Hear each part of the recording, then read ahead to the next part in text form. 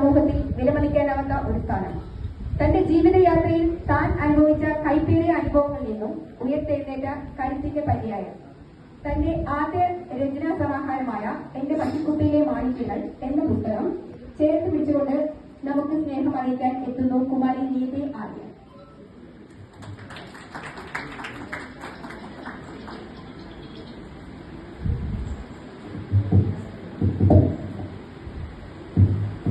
വേദിയിലിരിക്കുന്ന വിശിഷ്ടാതിഥികൾക്ക് എല്ലാവർക്കും ആരോഗ്യം പറയാൻ നന്ദി അറിയിക്കുന്നു, നമസ്കാരം പറയുന്നുണ്ട്. പിന്നെ എങ്ങനെ ഒരു സ്പീച്ചെന്ന് പറഞ്ഞ് അത് ഒരു ഞങ്ങളിൽ നിന്ന് പുറത്തേക്ക് വന്നിട്ടില്ല. ഓരോ നോട്ട്ബുക്കുകളും, കാരണം ഞാനിപ്പോഴും കയ്യിൽ നോട്ട്ബുക്ക് പേനയും കരുതുന്ന ആളാണ്. അപ്പൊ അതിലിങ്ങനെ എഴുതി കൂട്ടുന്നതൊന്നും ഒരിക്കലും ജനിച്ചിട്ട് കണ്ടിട്ടില്ല. എന്റെ പേരൻസിന് ഇടത്തോട്ട് അവർ കാണിക്ക് ലിസ്റ്റ് വായിച്ചു നോക്കുന്നല്ലാതെ ഇത് സോഷ്യൽ മീഡിയ പ്ലാറ്റ്ഫോമിൽ പ്രിവൈഡ് ഞാൻ യൂസ് ചെയ്യുന്നുണ്ട്, അതിലെഴുതും. പക്ഷേ അത് പരിചിതമായ സുഹൃത്തുക്കളാണ് എല്ലാവരും തന്നെ. അവർ വളരെയധികം സപ്പോർട്ട് ചെയ്തിട്ടുണ്ട്. അങ്ങനെ ആരും കാണാതെയും ചിലപ്പോൾ എഴുതിയത് സ്റ്റാറ്റസ് എടുക്കുമ്പോഴൊക്കെ എഴുത്തിന് ഇഷ്ടപ്പെടുന്നവർ ആരെങ്കിലും ഉണ്ടെങ്കിൽ ആ കൂട്ടത്തില് സ്റ്റാറ്റസ് ലൈക്ക് ചെയ്യാറുണ്ട്, അഭിപ്രായം പറയാറുണ്ട് കുറച്ച് പേര്. അപ്പോഴും ഇത് മുമ്പോട്ടിങ്ങനെ പോകുന്നു ഞാൻ കരുതിയതല്ല. അപ്പോഴാണ് ചേച്ചിയുടെ ഫ്രണ്ടാണ് ആരോമൽ. ഇതില് എനിക്ക് ഇതിന്റെ ആശംസ എഴുതിയ ആരോമലിന്റെ വഴിയാണ് ഞാൻ സഹ്യാദ്രിയിൽ അനഘ ചേച്ചിയെ പരിചയപ്പെടുന്നത്. ചേച്ചിയോടുള്ള നന്ദി എന്ന് പറയുന്നത്, എനിക്ക് 3 സഹോദരിമാര്, എനിക്കൊരു അനിയത്തി മാത്രമാണുള്ളത്, പിന്നെ ഒരു ചേച്ചിയുണ്ട്. പക്ഷെ അവരെക്കാളും ഇപ്പോൾ ഇഷ്ടപ്പെടുന്ന അനഘ ചേച്ചിയോടുണ്ട്. കാരണം ഞാൻ കടന്നു പോകുന്ന പല സിറ്റുവേഷൻസിലും എന്നെ ആദ്യമായിട്ട് സംസാരിച്ചപ്പോൾ തന്നെ എനിക്ക് അനഘ ചേച്ചിയോട് ബോണ്ടിങ് ഫീൽ ചെയ്തിരുന്നു, സിസ്റ്ററിൽ ബോണ്ടിങ്. എന്നെ എഴുത്ത് ഇടയ്ക്ക് വെച്ച് നിർത്തിയാലോ ഒരു അവസ്ഥ, മെന്റലി ഒട്ടും ഓക്കെ ആയിരുന്നു. ഇങ്ങനത്തെ ഒരു ഘട്ടം വന്നപ്പോൾ എഴുത്ത് നിർത്തിയാൽ അപ്പൊ അതെല്ലാം അനഘ ചേച്ചിയാണ് മുമ്പോട്ട് തരണം ചെയ്യാനായിട്ട് എനിക്ക് എന്നെ ഓക്കെ ആക്കി എടുത്തത്. പിന്നെ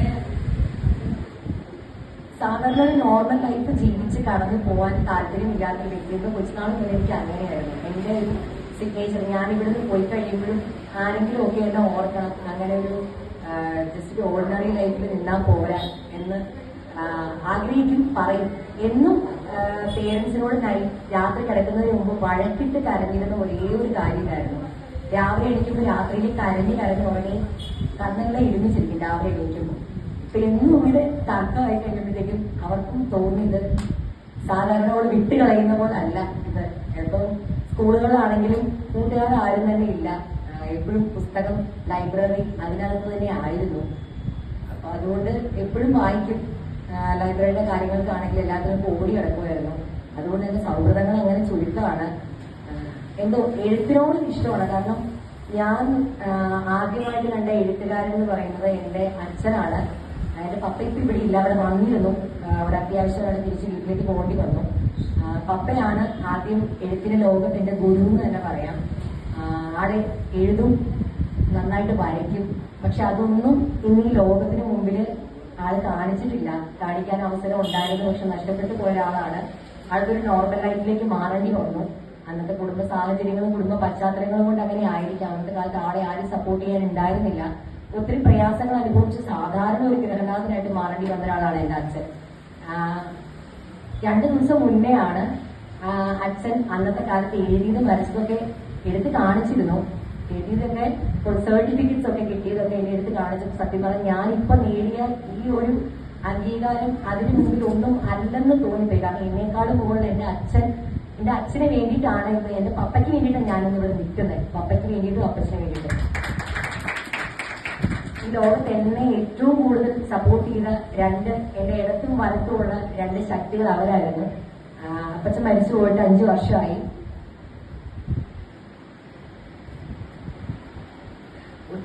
ഒത്തിരി എന്റെ ഞാൻ ഡയറിയിലാണ് സാധാരണ എഴുതാറ്. കുറച്ചുകൂടി കട്ടിയുള്ള ഡയറിയില് വൈകുന്നേരങ്ങൾ അവിടെ ചെല്ലുമ്പോൾ ഡയറി എടുത്തു വെച്ചിട്ട് കണ്ണാടി വെച്ചിട്ട് നോക്കും എന്തെങ്കിലും അക്ഷരത്തെറ്റുണ്ടെങ്കിൽ പറഞ്ഞു തരും. വായിക്കാൻ ഞായറാഴ്ച സൺഡേ സപ്ലിമെന്റിലൊക്കെ കളക്ട് ചെയ്ത് വെക്കും. ഞാൻ അങ്ങനെ ആ ഒരു ശീലം തുടങ്ങിയത് അങ്ങനെയാണ്. വായിക്കുമ്പോൾ അടുത്ത് പിടിച്ചിരുത്തും. കുട്ടികൾ ഞങ്ങൾ ചാരി ഇരിക്കും രാവിലെ പത്രം വായിക്കുവാണെങ്കിൽ. അതെന്താ അപ്പച്ച, ഇതെന്താ അപ്പച്ച എന്നൊക്കെ ചോദിക്കും.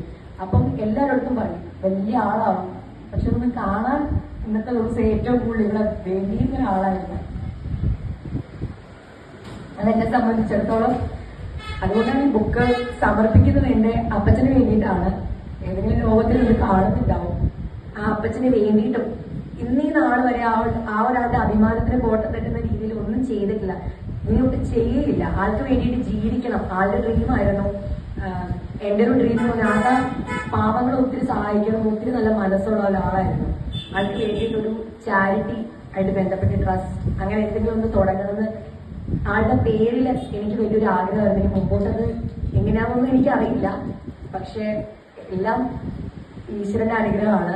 പിന്നെ താങ്ക്സ് ടു അനഘ ചേച്ചി, പിന്നെ ഇപ്പം വന്നിരിക്കുന്ന എല്ലാവരും. പിന്നെ എന്റെ അമ്മയെ കുറിച്ച് പറയുകയാണെങ്കിൽ ഞാൻ ഈ ലോകം കണ്ടതിൽ വെച്ച് ഏറ്റവും നല്ല സ്ട്രോങ് ആയ ഒരു വിമനാണ്. ഒത്തിരി ഹാർഡായ സിറ്റുവേഷൻസിലൂടെ കടന്നുപോയ ഒരാളാണ് എന്റെ അമ്മ.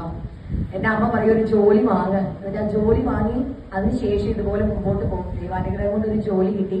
ഞാൻ Vettikkal Baselios senior secondary higher secondary സ്കൂളിലെ ടീച്ചറാണ്, പ്രീ കെ ജി സെക്ഷനിൽ. ആ ജോലി ഇരുന്നോണ്ടും ടൈം കിട്ടുമ്പോഴൊക്കെ ഞാനിപ്പോൾ എഴുതാറുണ്ട്. അമ്മ പറയും മുമ്പോട്ട് എഴുതി പോകാനുള്ള എൻ്റെ ഒരു സപ്പോർട്ട് അമ്മയായിരുന്നു. എന്താ പറയാ, അമ്മയാണ് എന്റെ ബാക്ക് ബോൺ, സ്ട്രെങ്ത് എല്ലാം. അമ്മ കഷ്ടപ്പെട്ടതോ ഇനിയെങ്കിലും, കാരണം ഒത്തിരി അമ്മ ചീത്ത കേട്ടിട്ടുണ്ട് എന്റെ ടീച്ചേഴ്സിന്റെ. പഠിക്കുമ്പോൾ ഏറ്റവും ബാക്ക് ബെഞ്ച് സ്റ്റുഡന്റ് ആയിരുന്നു ഞാൻ. തല്ലുകൊടുത്തതൊന്നുമില്ല, ഈ എഴുതാനും വായിക്കാനും അതിന്റെ പിന്നാലെ നടന്ന് പഠിക്കില്ല, കുഴപ്പമെന്ന് പറഞ്ഞാൽ പ്രത്യേകിച്ച് മാത്സ് ടീച്ചേഴ്സ് ഒക്കെ ഒത്തിരി ചീത്ത പറഞ്ഞിട്ടുണ്ട്. കുട്ടി വരുന്നത് ലൈബ്രറിയിൽ ഇരിക്കാൻ അല്ലെങ്കിൽ പുസ്തകം വായിക്കാൻ അല്ലാതെ ക്ലാസ്സിലിരിക്കുമ്പോൾ ഏതോ ലോകത്താണ് ഇരിക്കുന്നതെന്നാണ് ടീച്ചേഴ്സ് പറയാറ്. അപ്പം ആദ്യം എന്നെ സപ്പോർട്ട് ചെയ്തിരുന്നത് എന്റെ മലയാളത്തിന്റെ മിസ് ഷിബി മിസ് ആയിരുന്നു. MTM ഹയർ സെക്കൻഡറി സ്കൂളിലെ ടീച്ചറാണ് ഷിബി മിസ്. ഞാൻ ചെല്ലുമ്പോ പറയും അവള് വലിയ നിലയിലെത്തും, അവർക്ക് യാതൊരു കുഴപ്പമില്ലാത്ത കുട്ടിയാണെന്ന് പറഞ്ഞിട്ട് വരിപ്പ് തുറന്ന് മിസ്സിന്റെ മേശയിൽ നിന്ന് വായിക്കാനായിട്ട് പേരന്റ്സ് മീറ്റിംഗ് കഴിയുന്ന ദിവസം വായിക്കാൻ ഒരു ബുക്ക്, ആൻ ഫ്രാങ്കിന്റെ ഡയറി കുറിപ്പുകളാണ് മിസ് എനിക്ക് ആദ്യം തരുന്ന ബുക്ക്. രണ്ടാമത്തേത് സാധു കൊച്ചുകുഞ്ഞു ഉപദേശിയുടെ ജീവചരിത്രമായിരുന്നു. 2 ബുക്കാണ് മിസ് എനിക്ക് തന്നിട്ടുള്ളത്. പിന്നെ